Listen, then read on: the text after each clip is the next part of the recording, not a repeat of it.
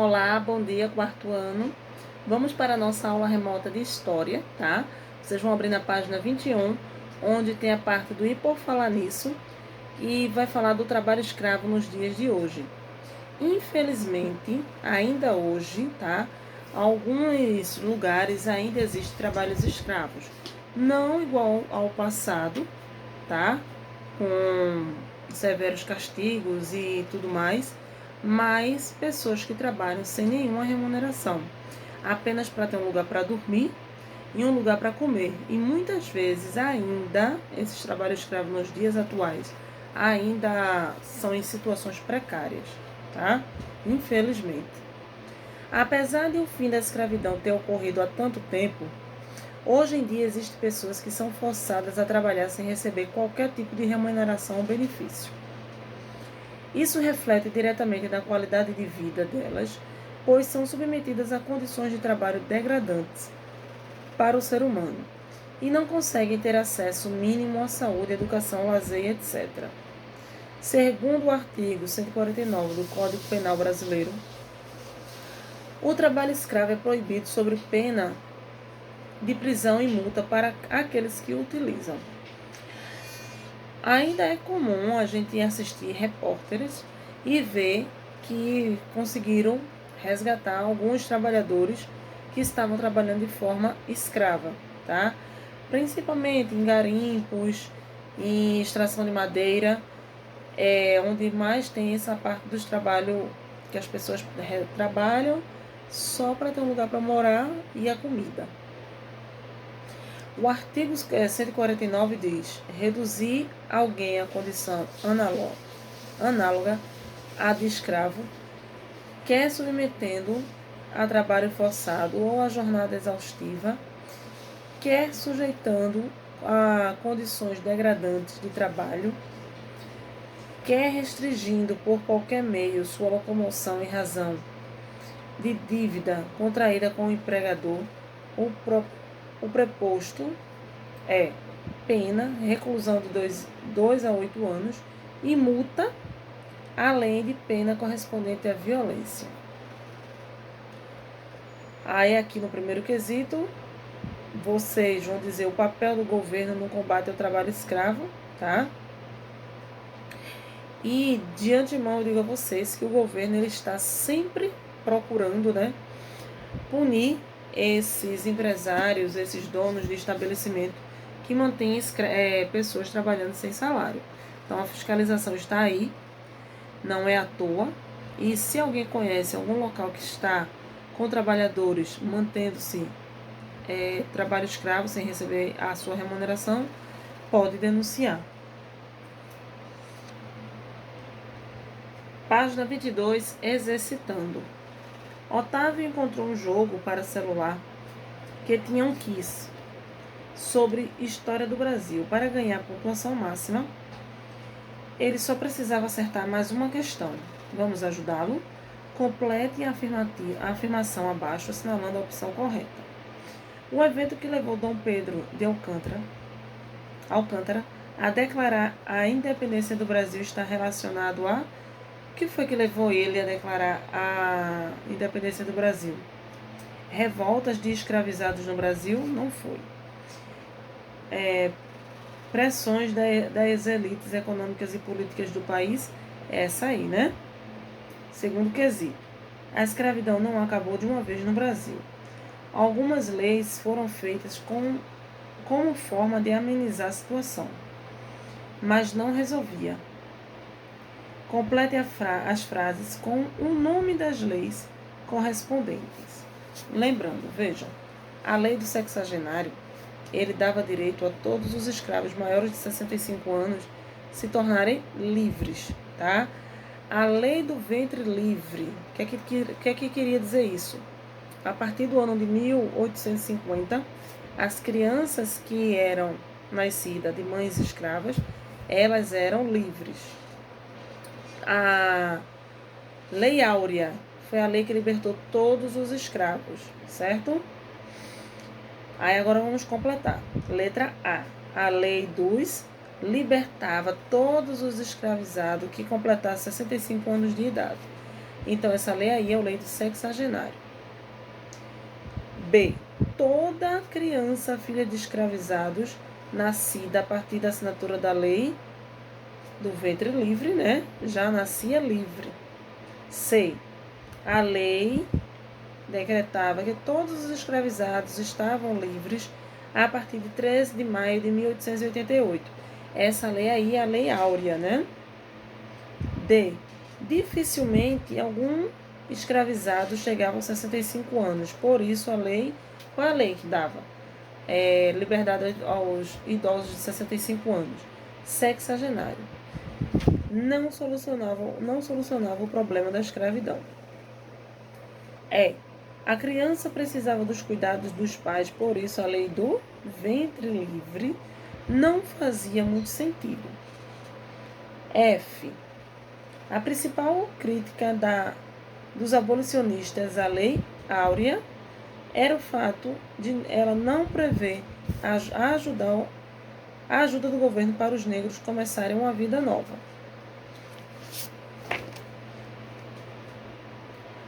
Página 23. As leis contra a escravidão desagradaram tanto os abolicionistas quanto os donos dos escravizados. Marque com um X a alternativa que representa o motivo do descontentamento dos donos dos escravizados. O primeiro quadrado diz: não gostaram da forma como a Lei Áurea foi feita, pois não garantia a melhoria de vida dos negros recém-libertos. Aí não é essa daí, por quê? Isso aí, os donos, né, de engenho não iriam ficar satisfeitos em ter uma qualidade de vida, os negros terem uma qualidade de vida melhor do que a deles, além de que eles queriam que continuasse a escravidão.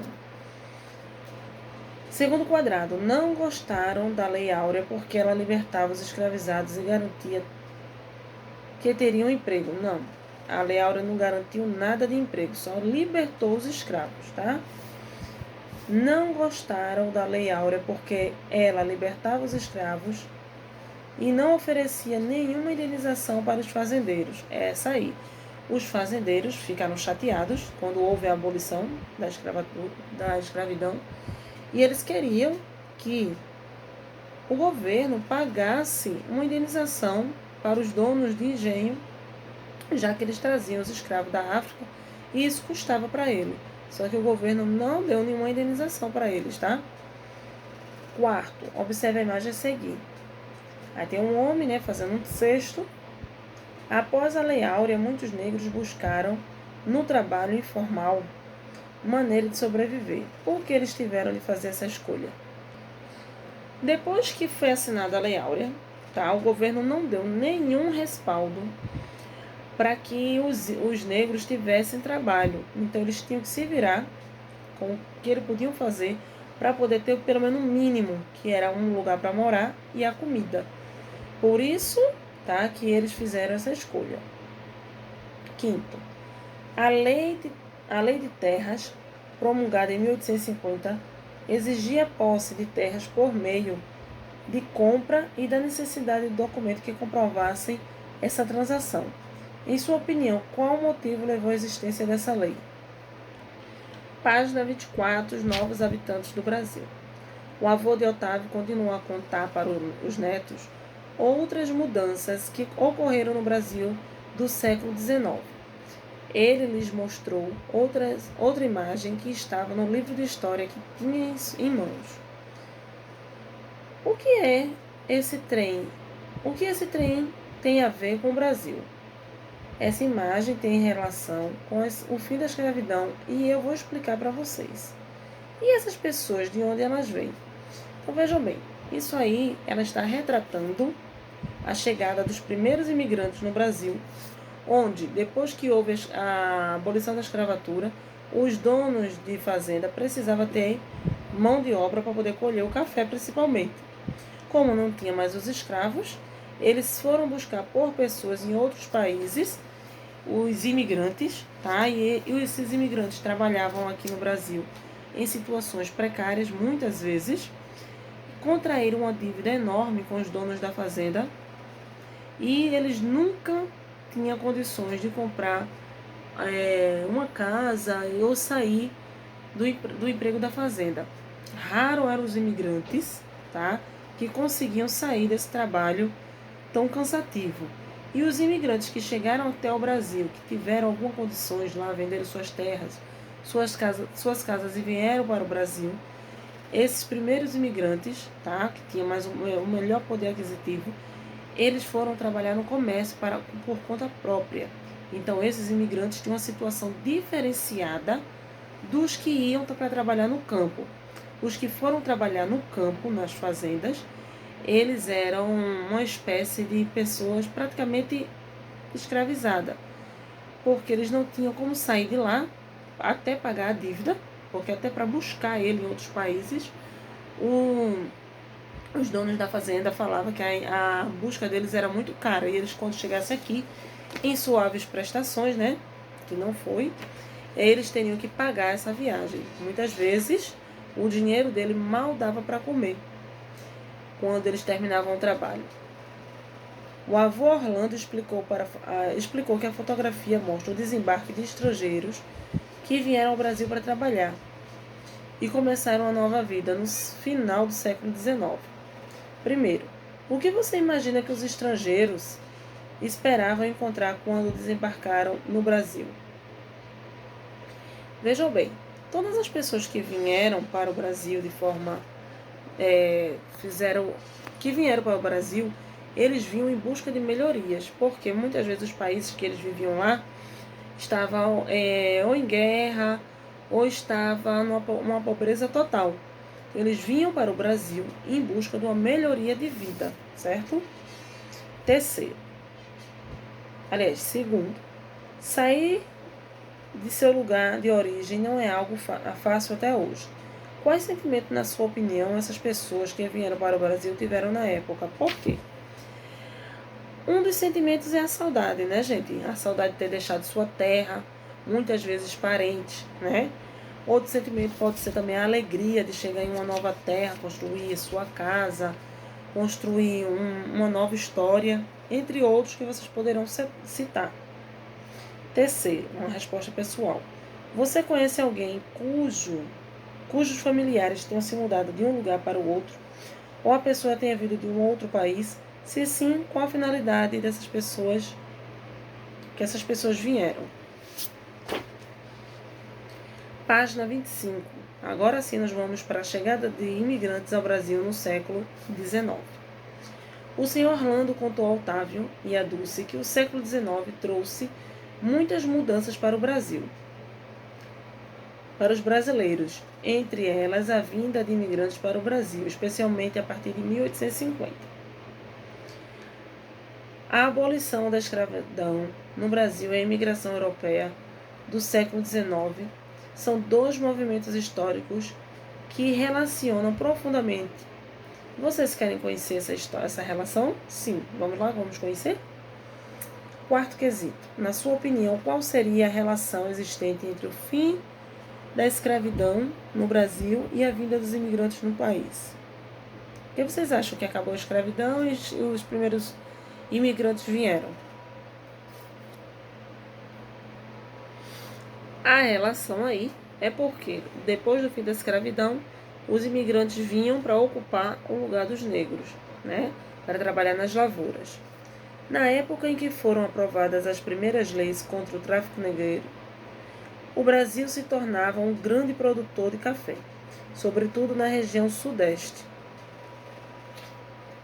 Nessa época, diversos países europeus enfrentavam dificuldade, por isso, muitos habitantes desses lugares migraram para o Brasil em busca de melhores condições de vida. Então, lá no seu país de origem estava acontecendo algum problema, estava faltando comida, faltando emprego, eles se agarraram a essa oportunidade de vir para o Brasil para melhorar de vida. Os imigrantes eram atraídos por propagandas oficiais distribuídas nos países estrangeiros, as quais divulgavam oportunidade de trabalho assalariado e chances de uma vida melhor no Brasil. A proibição do tráfico negreiro encareceu a mão de obra escravizada e como havia preconceito contra os africanos, parte da elite econômica e a política optou pela contratação de imigrantes. Quinto, qual é a diferença entre a forma de trabalho escravo e assalariado? Você já estudou sobre isso. No trabalho escravo, a pessoa não recebe nenhum tipo de remuneração. No trabalho assalariado, já está dizendo, assalariado, salário. A pessoa trabalha, né, em troca do seu salário, em troca do dinheiro. Página 26. Os primeiros imigrantes a chegar no Brasil tiveram sua viagem custeada, olha o que eu falei, pelos donos das fazendas onde iriam trabalhar. Parte do salário que recebiam seria utilizada para pagar o custo da viagem e de outros recursos que eles utilizavam no dia a dia. Como recebiam baixos salários, os imigrantes enfrentavam uma difícil condição de vida e não havia leis que os amparassem. Então vejam bem, eles eram também sofridos, tá? Trabalhavam o dia todo, quando chegava o final do mês, o dinheiro que ele tinha que receber muitas vezes era para pagar a viagem que os senhores de engenho fizeram para ele vir até aqui.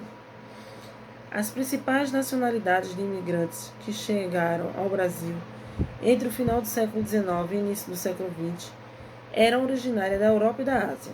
Observe o mapa que retrata a imagem nesse período. Vejam, no século XIX, 2 meios de transporte tornaram-se símbolo do progresso da época. Foram os trens, tá, e os navios movidos a vapor. No Brasil, eles foram utilizados inicialmente para transporte e exportação do café. Página 27. Os imigrantes vindos da Europa e da Ásia utilizaram esses meios de transporte para chegar ao Brasil e deslocaram-se pelo interior do país. Depois de descerem no Porto Brasileiro, eles eram embarcados em trens que os levassem até as regiões das fazendas onde iriam trabalhar. Com o tempo, os imigrantes espalharam-se das fazendas de café para as cidades, sobretudo São Paulo e Rio de Janeiro, em busca de empregos e condições de vida mais favoráveis. Após 1888, o trabalho livre foi submetido ao trabalho escravo no campo e na cidade. Em 10 anos, de 1890 a 1900, entraram no Brasil mais de 1,4 milhão de imigrantes. A formação das colônias. O avô de Otávio e Dulce contou ainda que algumas cidades do Brasil surgiram ou foram núcleo de povoamento destinado a grupos de imigrantes, os quais ficaram conhecidos como colônias. De norte a sul, o governo estabeleceu áreas nas quais os imigrantes eram colocados em determinados lugares para o Brasil,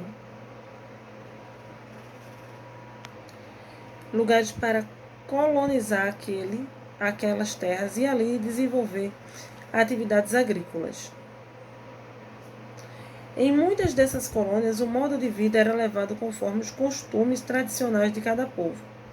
Com o tempo, o crescimento econômico e a população permitiu o contato dessa área com as cidades mais próximas. Página 28. Nas cidades que cresceram a partir das antigas colônias, onde hoje é possível perceber a permanência das tradições e costumes dos grupos imigrantes que habitaram inicialmente. C. Na cidade onde você mora ou próximo a ela, algum lugar que tenha sido colônia de imigrantes, se sim, qual grupo imigrante ocupou esse lugar do passado. Vocês vão fazer uma busca rápida na internet, tá? Na região que você mora, se houve ou não a chegada de imigrantes.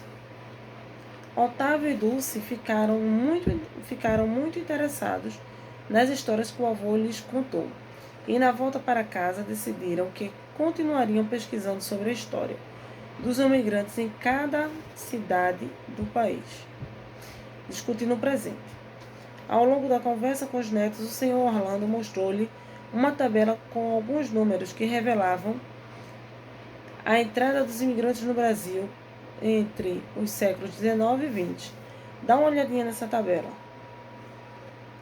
Otávio e Dulce, conversando com o avô, descobriram que os imigrantes trouxeram diversas influências para a cultura brasileira.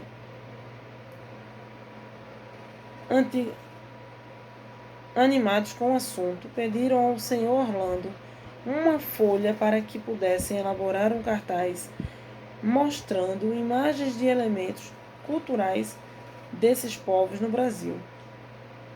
Que tal você e a sua turma também produzir um cartaz? Por enquanto ainda não, tá? Não vamos fazer esse do cartaz não, e futuramente eu posso até pedir um trabalho sobre isso. Aprendendo o valor das coisas, página 29. Atividade diária que utilizam a água. Em um dos dias que passaram na casa do avô Orlando, Otávio e Dulce foram conhecer uma plantação. Nossa, vovô, aqui o consumo de água é muito grande, não é? Realmente, mas os funcionários da fazenda me explicaram que economizavam bastante água captando parte dela da chuva. Na fazenda de café que as personagens visitaram, o consumo de água era relacionado à irrigação das plantas, à lavagem do café e uso doméstico. Primeiro, em sua casa, como a água é utilizada diariamente? Essa é a resposta pessoal. Segundo, durante as atividades que você enumerou acima, aqui você colocou no primeiro quesito, há alguma que a água esteja sendo utilizada em excesso? Página 30. Terceiro, a água é um recurso natural que pode se tornar escasso. Por isso, os funcionários da fazenda captam a água da chuva. Como é possível? Discuta com os colegas e professor, depois registre abaixo. Então, vejam bem, a água da chuva ela é recolhida por um sistema de calhas e levadas até os tambores de armazenamento.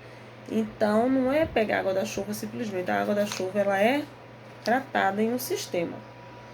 Quarto, podemos dizer que captar a água da chuva é uma atitude sustentável? Porque em sua casa, sua família tem essa atitude? Então, vejam bem.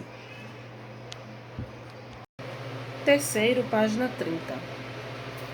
A água é um recurso natural que pode se tornar escasso, ou seja, pode acabar. Por isso, os funcionários da fazenda captam a água da chuva.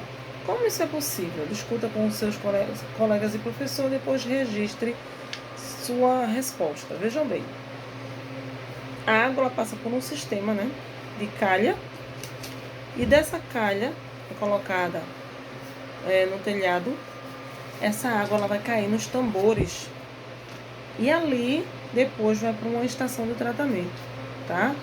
Ou passa por apenas um tratamento para poder chegar até, muitas vezes até servir como na água da própria residência, tá? Quarto, podemos dizer que captar a água da chuva é uma atitude sustentável? Claro que sim, né? Por quê? Quando a gente está pegando a água da chuva, a gente está reutilizando. Claro que a gente tem outras alimentação para beber, a gente não pode utilizar a água da chuva, tá? Mas lavar uma roupa, lavar uma calçada, dar descarga no banheiro, ela é bem útil e com isso a gente está economizando a água da torneira trazida pela Compesa, certo? Em sua casa, sua família tem essa atitude? Aí você vai responder. Agora nós vamos dar uma pausa, pegar o caderno de atividade para fazer a correção da aula anterior, tá?